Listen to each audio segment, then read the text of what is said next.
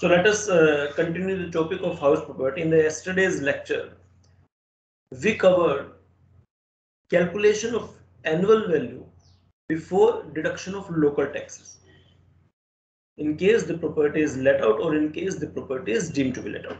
This is what we have covered. I discussed with you the confusion which is there with respect to different books and with respect to the policy of Government of India in this regard. So I am now moving forward with the new concept local taxes, that what is the relevance of local taxes now. So let me share with you the screen and then I will explain the concept of this local tax.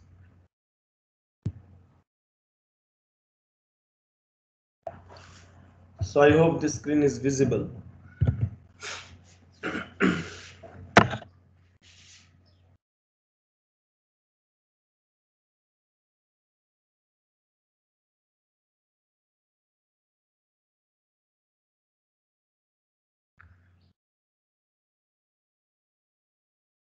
So 26th October 2021.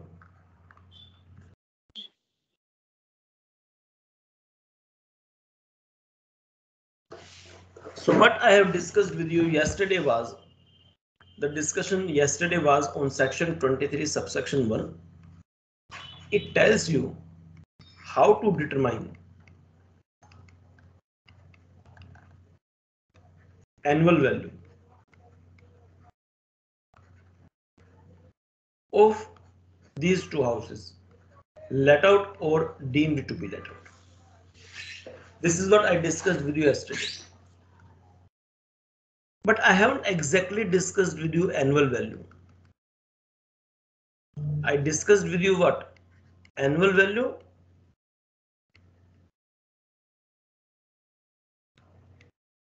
before deduction of local taxes. This is what exactly I discussed with you yesterday. Now I will start after this point, that after this what we do, we deduct local taxes. Local taxes means house tax, municipal tax, it can come with any name, etc. These are local taxes which you locally pay to the state government. You have to deduct these and then you get the value which is exactly annual value. So still today I am still discussing 23(1) because yesterday I discussed only this portion. Now this is only new portion, local tax. The moment you know what to deduct in local taxes, you will get the final value as per section 23 subsection 1, which is annual value. Now what is local tax? So this is the new concept in today's lecture, local tax.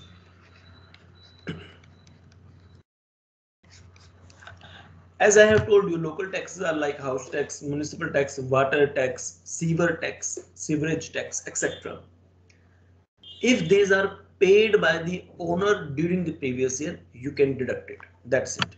Simple condition. Local taxes are deductible only and only if these are paid, not payable, paid or borne, one and the same thing. That means owner is having the obligation to bear these expenses. So these are actually paid or borne by not the tenant, if by the owner. Further, during the previous year, then only these are deductible, otherwise not. So first thing which you must be clear in your mind is these are deductible only and only for which type of properties? Let out or deemed to be let out. If you have actually paid the local taxes in respect of self-occupied property, you cannot deduct it. This I have already explained to you in the yesterday's lecture, because in self-occupied property, annual value itself is nil. So in reality, you might be paying local taxes in case of self-occupied property, but you cannot deduct it for the purpose of Income Tax Act. However, in case of let out and deemed to be let out property, you have to deduct it. You should deduct it. You can deduct it. But the condition is you must actually pay it as an owner during the previous year. That means if my previous year is 2020-21, and if Mr. X is the owner of a house, then whatever owner pays during this period, 2021 means 1st April 20 till 31st March 21. Whatever this owner pays in respect of local tax for this house property, which is let out or deemed to be let out, entire amount is allowed as deduction. It does not matter whether the taxes actually belong to your previous year or not. I might be paying some advanced local tax in my year. I might be paying some arrear of local tax in my year. Whatever you actually pay is allowed as deduction. For example, in 1819 my municipal tax was 10,000, but I haven't paid it in 1819. If I have not paid it in 1819, of course I could not have deducted it in 1819, but now I am paying. I am paying it in 2021. Act says deduct this amount. It is allowed as deduction. You will not ask a question to yourself that why it is allowed as deduction when it is not related to the previous year. In local taxes, the government is clear because most of the people do not pay the house taxes regularly, and that is why.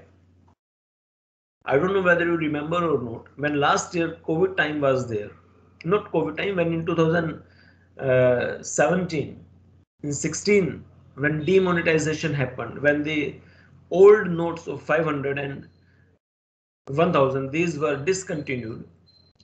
I don't know whether you remember the news at that time or not. So many municipal corporations became rich at that time because these notes were discontinued, but these were allowed to be deposited in municipal corporations in India for the payment of house taxes. So people deposited old notes and people paid arrears of 10 years, 20 years, 30 years of their house taxes because they knew that these notes have been discontinued.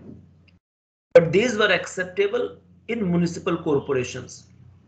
So many municipal corporations became rich because of this discontinuation of 500 and 1000 notes. People were depositing it. One benefit was that at least they can consume their 500 or 1000 notes now.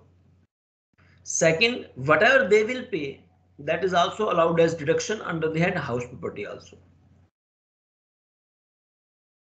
So the point here is municipal taxes paid, house taxes paid, local taxes paid by whatever name called. In respect of any let out or deemed to be let out property is fully allowed as deduction. Condition is these must be paid by the owner, not by the tenant. If tenant pays, no deduction under Income Tax Act. If owner actually pays and during the period which is April 20 till 31st March 21, then these are allowed as deduction. It does not matter whether these taxes relate to current previous year or previous or last previous year or subsequent coming previous years. It does not matter. Whatever owner actually pay, that is allowed as deduction. So the moment you deduct local taxes, you'll get the final value, which is as per section 23(1) annual value. This is what section 23(1) is. This is how I determine annual value in case of let out property or deemed to be let out property.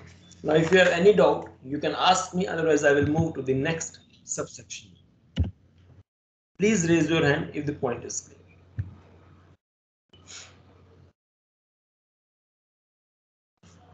Any slight doubt, you are free to ask me.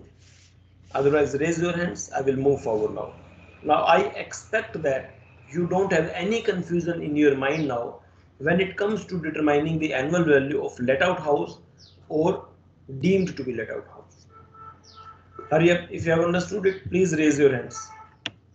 बाकी कुछ लोग ऐसे हैं उनको कुछ शर्म आती है क्या हैंड रेज करने में? Why don't you raise the hands if you have understood it? If not, then you ask me the doubt. Or will you always wait for others to lead? Don't you want to be leader or only follower always that let others do? This approach will not benefit you in future. Must be having the tendency of becoming a leader. So leader come first. They don't wait for others to follow. Now, section 23 subsection 2. So let me show you the act.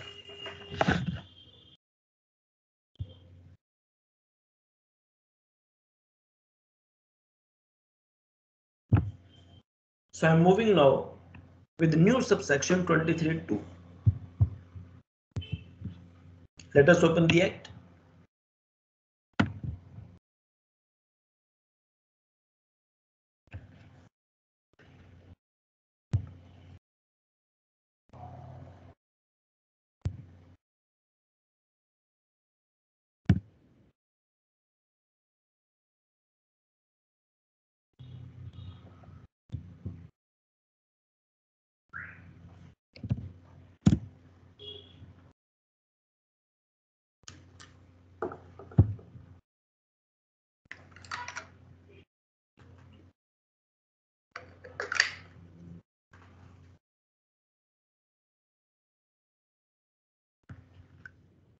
What I have covered.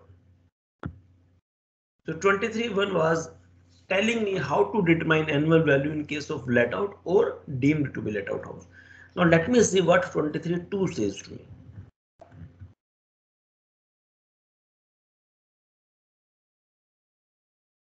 Now what 23 subsection 2 says,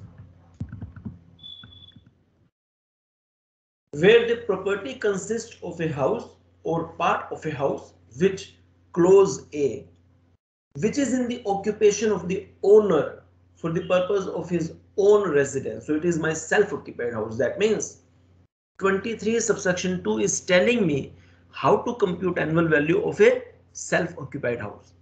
This conclusion I can easily make by reading section 23 subsection 2 clause A, where the property is a self-occupied property, or not only for self-occupied property, 23 subsection 2 will tell me annual value of another property which might not be self-occupied. Clause B. It says, if you read complete subsection 2, first line of subsection 2, where the property consists of a house or part of a house which, now B, which cannot actually be occupied by the owner by reason of the fact that owing to his employment, business or profession carried on at any other place, he has to reside at that other place in a building not belonging to him.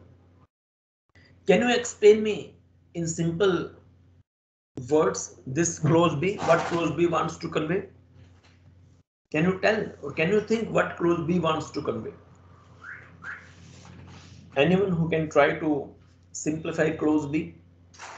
Sir, if a person has a business or occupation at some other place and his residence is at some other place, so because of his business and profession, he has to live somewhere else and not in his. I have not understood it. Can you explain me with the help of numerical or any example of these places? I have not understood it. How can you make me understand this clause B?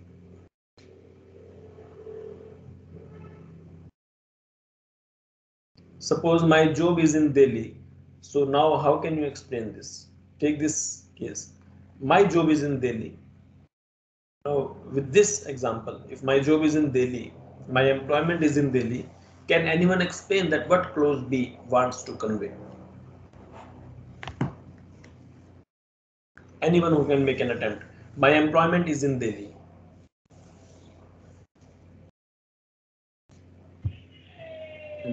Sir, has a house in other state like Tamil Like, Nadu. So for example, my house is in Mumbai, but my job is in Delhi. Okay, now you explain. So he has to leave his home to for, due to his employment in Delhi. So he live at the rent in Delhi, and Yes, he yes, has his own house in Mumbai. yes. This is what this point is. He cannot actually be occupied, house cannot actually be occupied by the owner by reason of the fact that owing to his employment, business or profession carried out on at any other place, he has to reside at that other place in a building not belonging to him. The annual value of such house or part of the house shall be taken to be nil. So now I can say that it is not only the self-occupied house whose annual value is nil. There can be another house which is neither self-occupied nor let out. It was vacant because this another house could not be occupied because of the reason that my job or my business is at some other place, and in that other place I'm living in a rented accommodation. Because if my house is in Mumbai and if my job is in Delhi, daily I cannot commute between Delhi and Mumbai. It's not possible to commute daily between Mumbai and Delhi. So what I am doing in Delhi, I am living in a rented house, and my this Mumbai house is locked. It is not occupied by him. Indirectly, government assumes that since it is because of your reasons which are beyond your control that you cannot live in this Mumbai house. So we will assume this Mumbai house also as the house whose annual value is nil. If I share with you my notepad, I can say that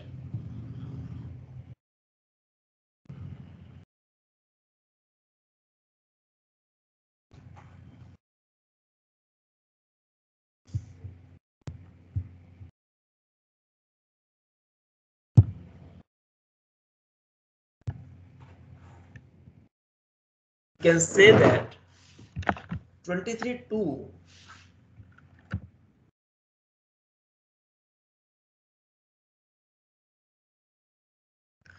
23(2) gives me two cases. Section 23(2).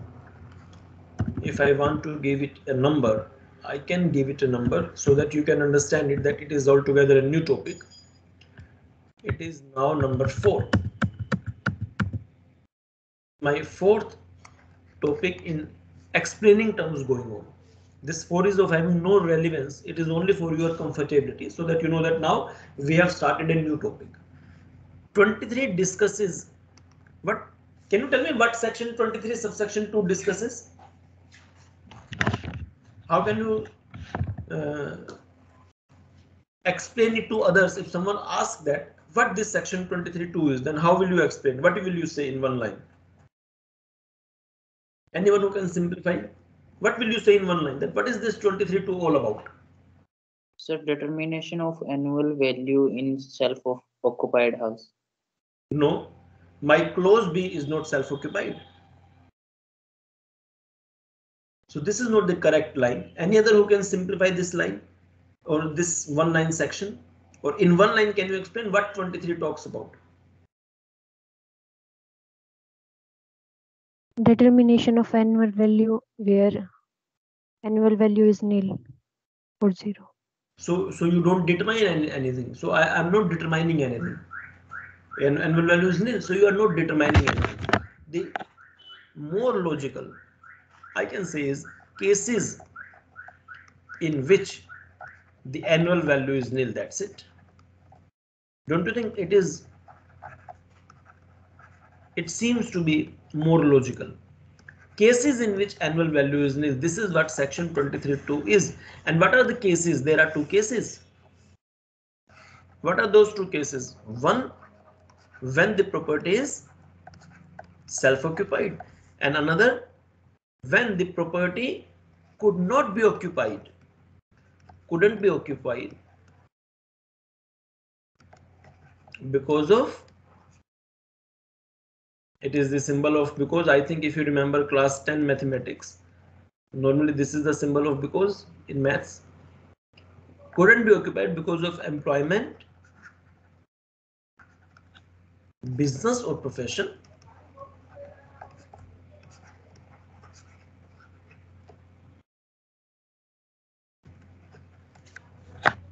at some other place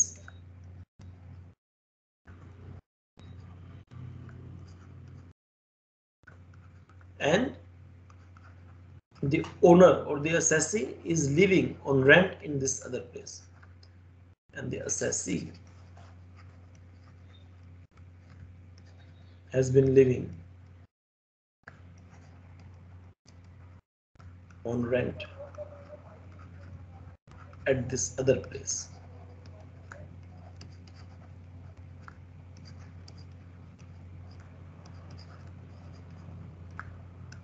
Delhi, Mumbai.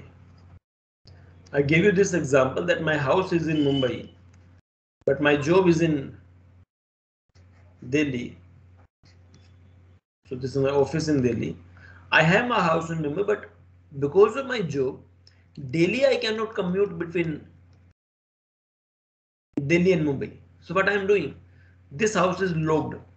I cannot occupy this house because in Delhi I am living in a rented accommodation. So technically this is not self-occupied. You cannot say that this house is self-occupied. I'm not occupying this house. Technically you should not use this word that it is self-occupied. No, this house is not occupied.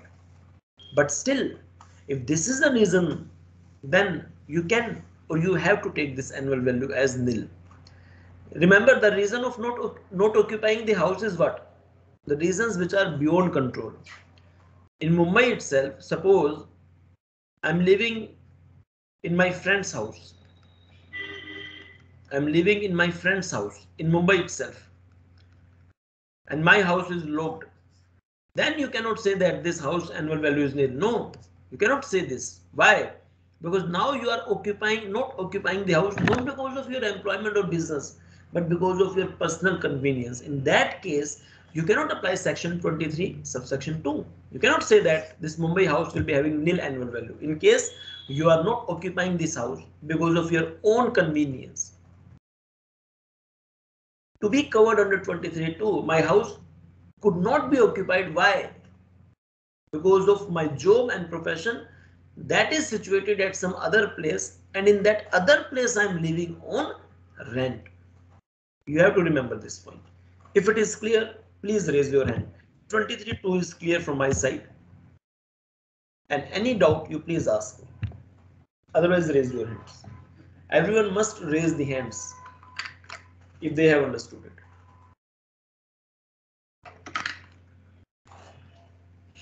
Very good. Now let me again show you the act. So I'm moving to now.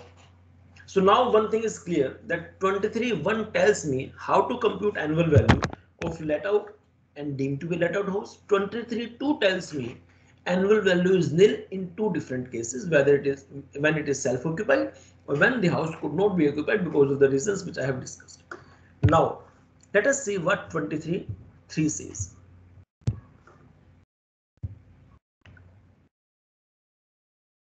23(3) is putting some restriction on 23(2).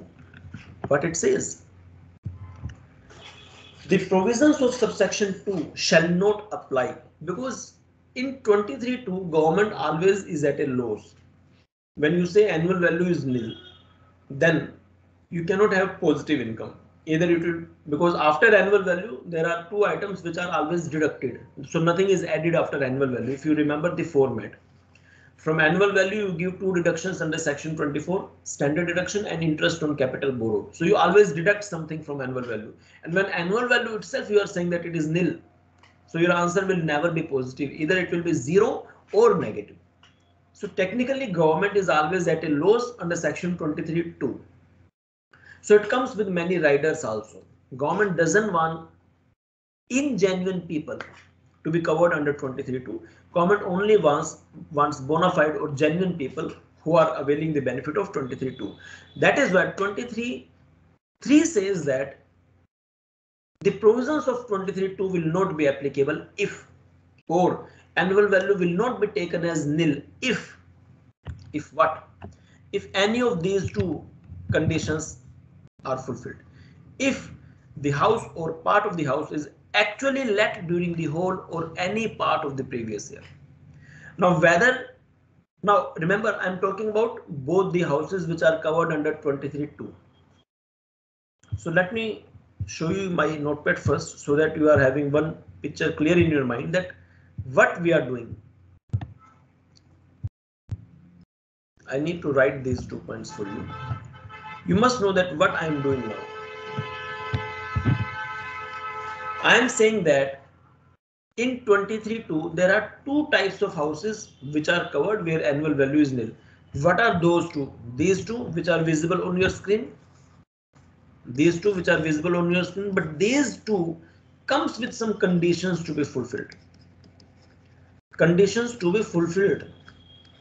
So just like a crystal clear thing, I cannot say that every self-occupied house annual value is nil. No, I need to check whether those conditions of 23.3 are there or not. So technically 23.2 cannot be read in isolation. When you read 23.2, you also need to apply the knowledge of 23.3. I hope this is clear. How will I apply the knowledge of 23.3 when I am reading 23.2 is with the help of this table. I can say that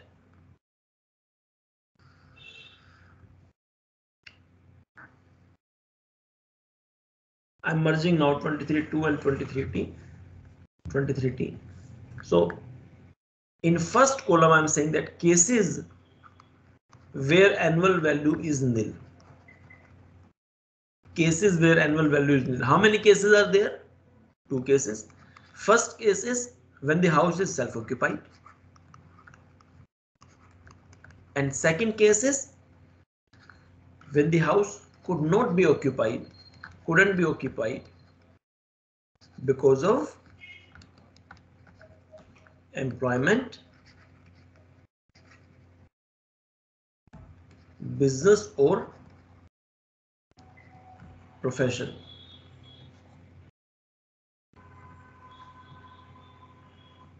Is at other place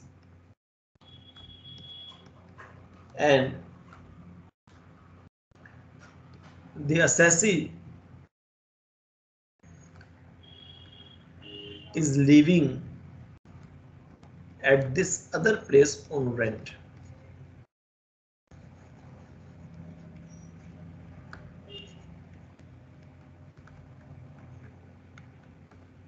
These are the 2 cases where annual value is nil. That is crystal clear. But some conditions need to be satisfied. So my first column talks about 23.2 and my second column talks about 23.3. Now what is 23.3 condition number A? Let us again see that. So whether the house is self-occupied or the house which could not be occupied, in both these situations, these 2 conditions must not be applicable. If these are applicable, then don't say that the annual value is nil. No. So these must not be applicable. Which are these? First, the house or part of the house is actually let during the whole or any part of the year. So if you are willing to take the annual value as nil, don't let out the house even for a single second. If my house is self-occupied during 365 days, then only I will say that annual value is nil. Don't let out the house even for a single day. The moment you let out the house even for a single day, you will be covered under section 23 subsection 3 clause A, and in that case this section says that provisions of subsection 2 will not be applicable. So I can say that if you want self-occupied house annual value nil, or if you want the house which you have not occupied, why? Because of your employment, etc., then don't let these houses on rent even for a single second. That's it. So this is my condition number 1.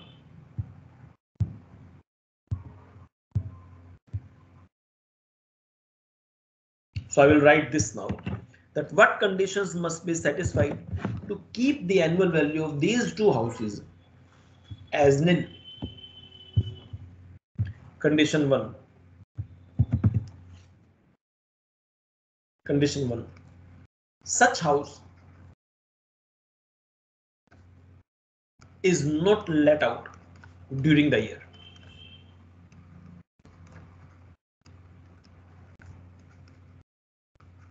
Even for a single second, you should not let this house. It should be fully self-occupied by you for the entire year. Similarly, if this is that house which is not self-occupied but which you couldn't occupy, so this house also should be logged. Such house should not actually be or is not let out during the year. This is condition number 1 to be satisfied if you want the annual value of these houses as nil. Second condition, not only this first condition, there are two conditions in 23.3. You have clause B also, and the act is using the word or. If you remember this word or, act is using this word or, it is not and. If any of these two condition is fulfilled, then you will lose this benefit of nil annual value. So first condition, whether it is self-occupied house or the house which could not be occupied, the first condition you should satisfy is that house must not be let out. Second, any other benefit is derived. So if you have derived any other benefit, then also you cannot take the annual value as nil. So what is the second condition to be satisfied? You should not derive any benefit. You should not derive any benefit. So let me again come to my notepad and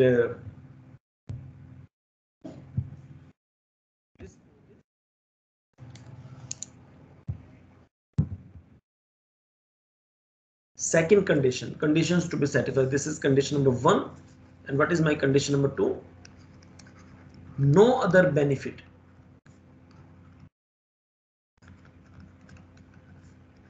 is derived by the owner from this house.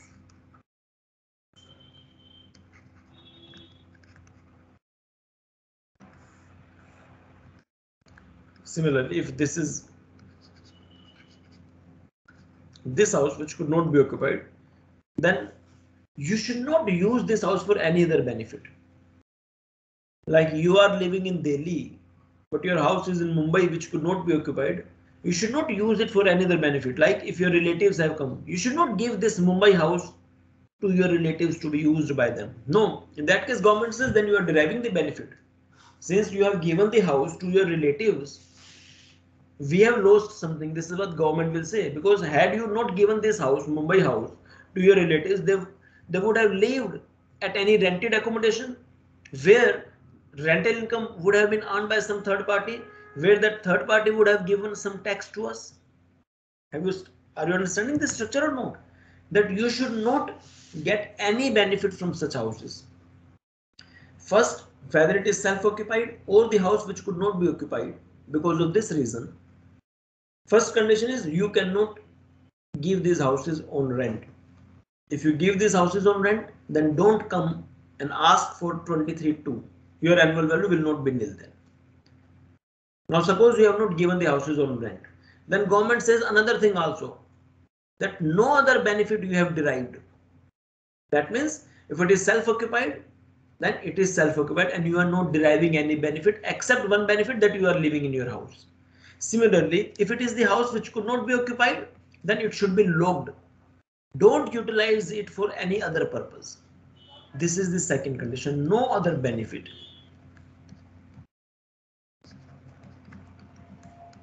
is derived by the owner from this house.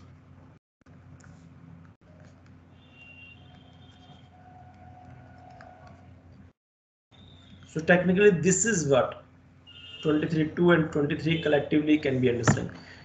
It is a single table which tells you the annual value of these houses, but if you see behind it, it is nothing but 23.2 and this column is nothing but 23.3. That's it. If you have understood this 23.2 and 23.3, or technically if you have understood simple one concept, that there are two cases where annual value can be taken as nil. If you have understood it, please raise your hand. What are those two cases where annual value is nil? What are these two cases where annual value is nil?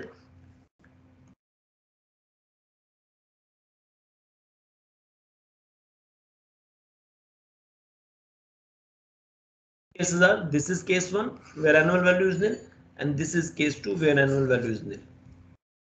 If you have understood these two cases, please raise your hands.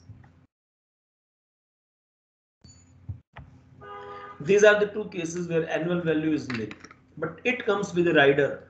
In each of these cases, two conditions must be satisfied: not let out and no other benefit.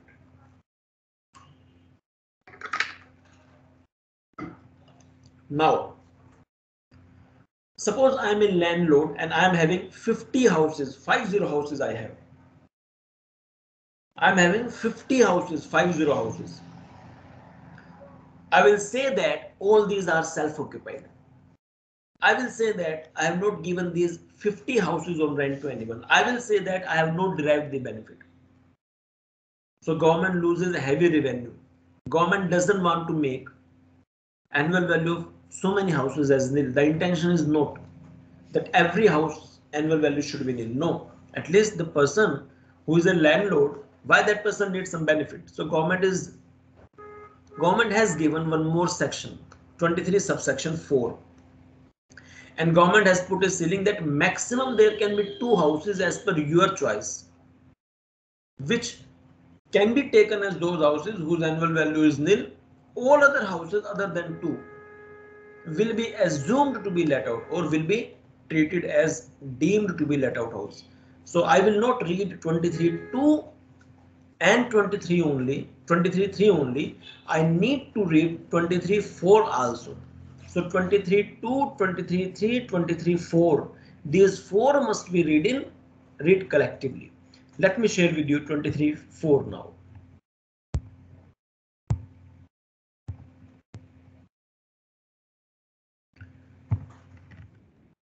The first line of 23.4 says, where the property referred to in subsection 2. Now, can you tell me which properties are referred to in subsection 2? Can anyone tell me which properties are referred to in subsection 2? Any answer? Which properties are referred to in subsection 2?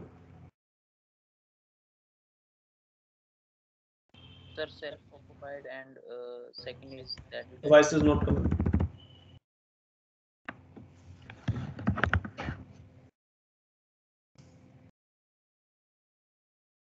Any answer? Which properties are referred to in subsection Which whose value is nil.2? Your voice? No. Annual value is nil. Yes, that is clear. I want to know the name of those properties. Which properties, by name I want to know, are those which are covered in subsection 2? Sir, Yes? sir, self-occupied and not occupied due to employment, business and profession. Yes. So that means you now are having this thing clear in your mind. Otherwise, most of the students think that it is only this self-occupied property whose annual value is nil. Most of the students think that there is no such type like annual value of a house which could not be occupied because of employment is also having annual value nil. So this is what I wanted to check, that now you know that there are 2 houses where annual value is nil. Now in these 2 houses, where the property referred to in subsection 2 consists of more than 2 houses. If you say that I have 3 self-occupied houses, or if you say that I have 3 houses which I could not occupy because my job is at other place, or if you say that I have 2 self-occupied house and one that house which I could not occupy, or you can say that I have 1 house which I could not occupy but 2 self-occupied houses. The main thing which I want to discuss is that what can you say? So for you people, this is we are having 23.4. So what some people can try to argue?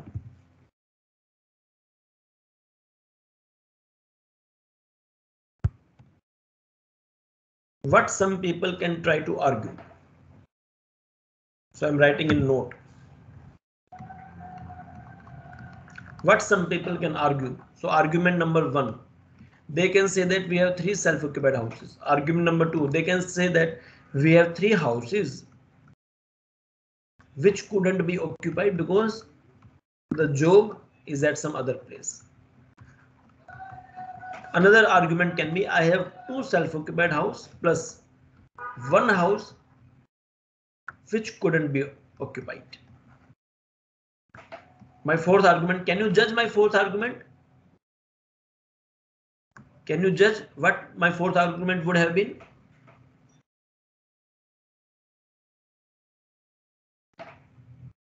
Anyone who can try to make a judgment that what my fourth argument will be on this basis, what I'm going to think now. Two houses which couldn't be occupied plus one self-occupied. This is my fourth argument. If any of this argument comes, then 23(4) comes into picture. Then 23(4) comes into picture because in all these four arguments, I'll be having three houses, and as per the provisions of 23(2) and 23(3), all my three houses can be having annual value nil. If there is not section 23(4), if suppose 23(4) does not exist in any of these four arguments, I will argue as an owner that as per section 23(2), this will be my argument. If I do not know 23(4), or if I don't have 23(4), this will be my argument that as per section 23(2) and 23(3), annual value of three houses in any of the situation, annual value of three houses will be nil. This will be my argument. Have you understood it? If yes, please raise your hand. Have you understood my argument? That anyone can say like this. Suppose 23(4) does not exist. On the basis of 23(2) and 23(3), in all these four situations, I can easily argue that my annual value of all these three houses will be nil. Yes or no? If yes, please raise the hands.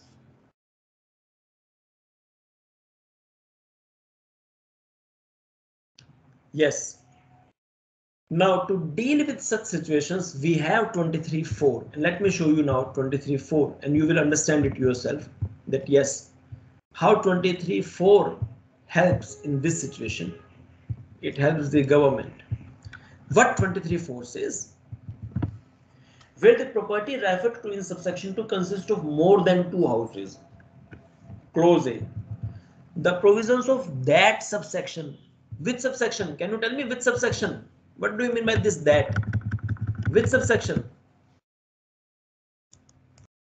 Subsection 2, 3 or 4? Which subsection? How will you read it?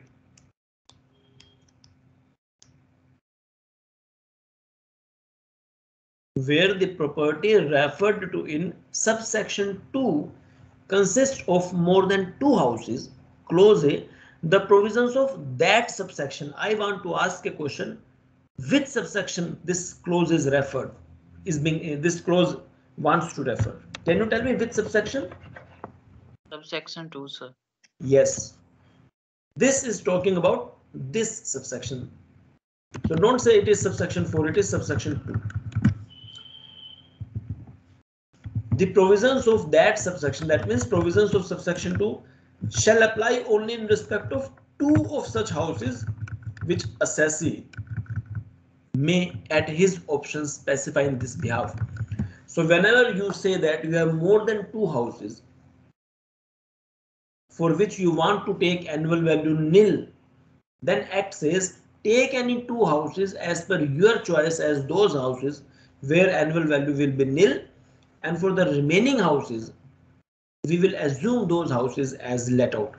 That is what clause B is. The annual value of the house or houses other than the house or houses in respect of which the assessee has exercised an option under clause A. So under clause A, what is that option? The option is of subsection 2. What is subsection 2? Where annual value is nil. So annual value of the remaining houses where annual value is not taken as nil, then for those houses you will determine the annual value as per subsection 1 as if such houses had been let out. Had been. It is not actually let out. You will assume these houses as let out and then you will determine as per subsection 1, and you clearly know that 23 subsection 1 tells you the annual value of deemed to be let out houses. And what is the annual value of deemed to be let out houses? It is very easy, equal to expected rent. I hope the point is clear. If not, then you need to simply read it. because you need to gain confidence to yourself. Read the act slowly and then you will understand what it wants to convey. So let me simplify for you what my 23.5 wants to convey. Sorry, not 23.5, 23.4. So what is this note? So the note is, when there are more than two houses, when there are more than two houses whose annual value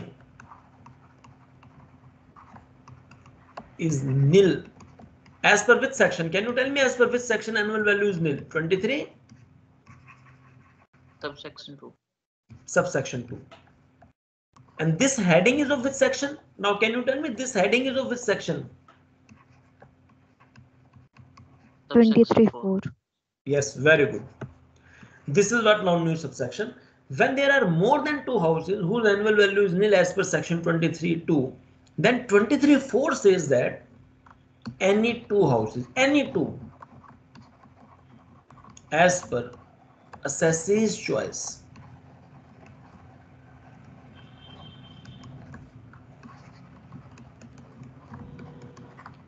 any two houses are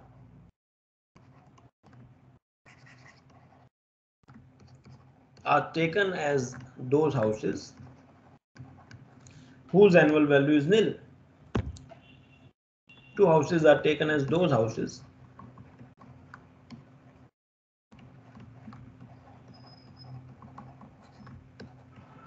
whose annual value is nil. Of course, to be having annual value nil, that person must read 23.2 as well as which section? Which section as well as? Subsection 3. Yes. Only then it is nil. And the annual value of and the remaining houses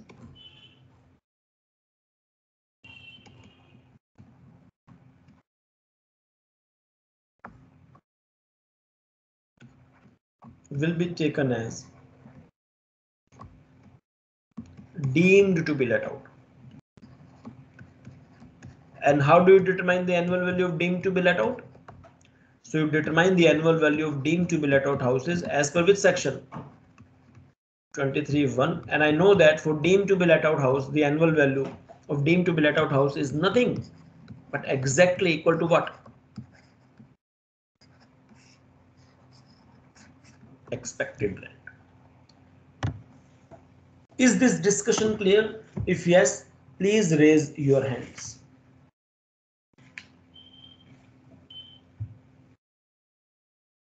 Very easy and interesting also. In this way, you will understand how you should read the act. So you should shift as soon as possible to the reading of original knowledge in whatever subject you are studying, whether it is law, finance, accounts, whatever. You should, if you are studying accounts, you should switch to accounting standards rather than only books. If you are reading financial management, read original articles. If you are reading financial management, some theories, read the articles on the basis of which theories are built. If you are reading HRM, marketing, etc., read the case studies on the basis of which the concepts have come out. Okay, it's my suggestion. You shift to the original knowledge. When you shift to the original knowledge, then you will be having the exact knowledge with you. So you can argue and do debate. You can do debate with others also. Now, most of you have understood this point. Next point which I want to convey is last point. After this, we will end today's session.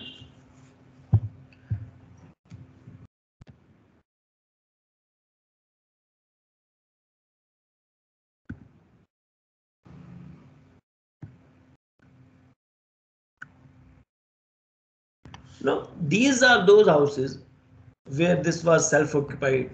It was not occupied because of some reason. But suppose I tell you my another situation. It was note 1. And let me ask you one point. Note 2. The note 2 is where more than two properties are vacant, it's altogether a different point. Two properties are vacant throughout. Vacant. There are some properties which are vacant throughout the year. For example, there are some properties which are vacant throughout the year. That means if I have 7 houses, for example, I have 7 houses, all those are completely vacant. That means neither these are self-occupied, nor these are let out, nor these are vacant because of my employment, business, and I'm residing at some other place. This is also not that situation. Suppose I have 7 houses. These are neither let out. These are neither self-occupied. Now these all houses are in Mumbai, and suppose I'm living in this 8th house, which is self-occupied. So this is my self-occupied house, house number 8, and this is also in Mumbai. So my all these 7 houses are purely vacant. So that means these 7 houses are not that house which I could not occupy because of employment reason. Because if you say my employment reason, then I'm not living in a rented house. In this 8th house is also what? My self-occupied. So I'm not living in a rented house. If this is the argument, then you cannot say that these 7 are covered under this category also. So it is neither let out nor self-occupied. These 7 houses are neither let out nor self-occupied. These 7 are not of that category where these couldn't be occupied because I'm living at some other places in a rented house. So it is none of the 3 situations. So can I assume these houses as deemed to be let out as per the provisions? Answer is no. Because which houses are treated as deemed to be let out? Houses which are either self-occupied or which are those which could not be occupied, whose annual value is nil. Which houses are treated as deemed to be let out till today or till this point of discussion? What do you know about deemed to be let out houses? Which are those houses which are treated as deemed to be let out? When the houses are having annual value as nil, as per which section? 23(2). If I am having more than 2 houses whose annual value is nil as per section 23(2), then only I can treat my remaining houses as deemed to be let out. Yes or no? Please raise your hand if you know this point. If there are more than 2 houses whose annual value is nil, only then I can assume the remaining houses as deemed to be let out. But this my example is not covered under that category. I have 8 houses. In 8th house I am living. All these 7 are neither self-occupied nor let out, nor these are those houses which could not be occupied because I am living in a rented accommodation. So I can say that these 7 houses are not those houses whose annual value is nil as per section 23(2). If you have understood it, please raise your hand. What I am saying is that these 7 houses are not those houses where annual value is nil as per section 23(2). If you are willing, or if you are at my level, or if you are thinking that what I am saying is correct, please raise your hand. Yes. Now, can I assume these houses as deemed to be let out? Can you tell me the answer? How these 7 houses will be treated now? Can you tell me the answer? I hope you have understood my question, that these 7 houses are not those houses whose annual value is nil. Now I am asking you a question. How I will compute the annual value of these houses? Can you tell me the answer? Can you think logically what I should do now? I hope the question is clear. These 7 houses are neither let out nor self-occupied, nor the houses which couldn't be occupied because I'm living in a rented accommodation. Then what option I have? Can you tell me now how will I compute the annual value of these 7 houses? Answer of this question is not mentioned in the Act. We have written 4 subsections of section 23, 23(1), 23(2), 23(3), 23(4), and nowhere in these 4 subsections I found the answer of this problem. I hope now you agree with me. If you have understood these 4 subsections carefully, then you must be agreeing with me that answer of this situation was not mentioned in the act, because act is not complete always. There are so many situations in real life where answer is not written. So courts come into picture in that case. Now I am asking you a question. What solution you have for these 7 houses? What solution you have for these 7 houses? Any answer? What logically we should do if nothing is written in the act as a judge? What logically you will tell?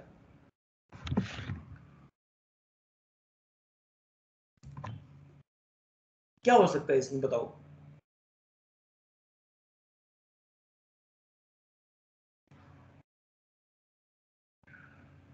Sir, according to me, I think we have to follow subsection 4. But can I follow subsection 4? This is my question. I cannot follow subsection 4 because you can follow subsection 4 only when you have more than 2 houses whose annual value is nil as per section 23(2). But these 7 houses are not those houses whose annual value is nil as per subsection 2. So I cannot follow 23(4). Is it clear or not, Prem? Yes, sir. So you cannot follow 23(4). Any other answer logically? What do you think? What logically I should do? क्या लगता है आपको भी क्या किया जाए इस situation में? You have to analyze the situations. जिंदगी में ये नहीं है कि किसी और ने कुछ बता दिया तो बस आप वही करेंगे. वो तो एक क्लर्क है, कोई भी कर सकता है, एक नॉर्मल माइंड भी कर सकता है. What is exceptional in you if you compare it with the rest of the people who are in India or in the world? What extra you can think now? So you have to analyze your mind. You have to train your mind in thinking differently. What logical solution is coming in your mind? How I should determine the annual value of these 7 houses? Should we ignore it completely or not? If ignore it, then government will lose heavy revenue. If not to ignore, how I should deal with such situations? So I want an answer. At least you should try that. How now I should determine the annual value of these 7 houses which are totally vacant for the entire year. And these are not those houses whose annual value is nil as per section 23(2).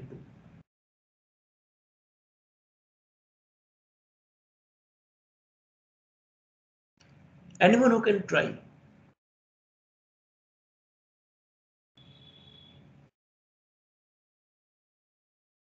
If someone has come, suppose you are the advocate of your client, and you are the advocate of your client who has these 7 houses, and the case has gone into the court, where government has said that these 7 houses will be treated as deemed to be let out. For example, government has said that these 7 houses are to be treated as deemed to be let out, and you are the advocate of your client who says that annual value of these 7 houses should be nil. How will you justify in court? If the government says that all these 7 houses are deemed to be let out, your client says that the annual value of the 7 houses should be nil because Act is silent on this issue. How will you justify? Do you agree with your client, or you, though the advocate of your client, but in your heart you think that what government says is correct? So you have 2 options now. Do you go by the view of your client who says that annual value should be nil, or in your heart you believe that what government says is true, that these should be deemed to be let out? What do you think? Sir, as per my opinion, I think government is right. Like annual value should be expected rent. And okay. Any other answer?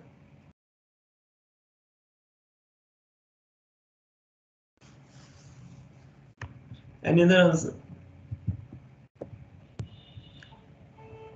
Okay, now to answer this question, answer lies in Supreme Court ruling of 2010.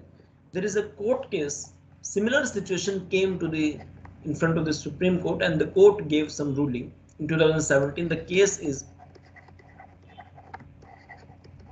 this is about the legal provisions when Act remains silent. There are so many things in Act, not only this Act, any Act. That is why the relevance of court is there. That how logically the answer or decision can be given. Sushant Singla versus Commissioner of Income Tax. So it is 2017 case. It was similar, not exactly same case, it was similar case. You must read it. I'm not discussing it. I want you to read it. Do Google and try to read this case and then come back to me. But on the basis of this ruling, answer of this situation can come. And the answer is any two houses, any two of these 7 houses, as per assessor's choice,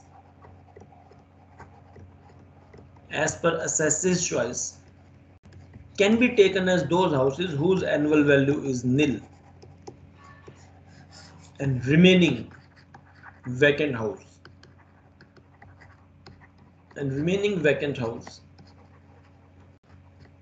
will be taken as deemed to be let out. So neither the government's opinion was fully taken into consideration, where all the 7 houses must to be treated as deemed to be let out, nor the client's opinion, where all the 7 houses must to be treated as nil. Annual value of the 7 houses is nil. The medium path, which you can derive after reading this court ruling yourself, is, so I'm giving you the answer now, but you must read this court case, Susham Singla versus CIT 2017 Supreme Court. You can do Google and search it. In such situations where you have more than 2 properties which remain vacant, any 2 properties as per your choice will be taken as that where annual value is nil, and for the remaining properties which remain vacant, value will be computed as if the properties are deemed to be let out. That's it. Thanks from my side. In case you have any issue, you please ask me. Otherwise, please raise your hands if you have understood this point. So technical discussion on this chapter is completely over now. Whatever technical issue was there, that I have discussed. Tomorrow's lecture will be very simple, not very simple, but it will be simple. Now, technical discussion is over. If you have any doubt, please ask. Otherwise, raise your hand if you have understood this house property till this point. Please raise your hands.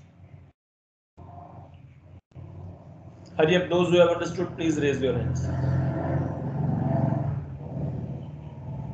If not understood, you should read from the act or from the books. Okay, so attendance I will take later on. And let us wind up this session. Goodbye.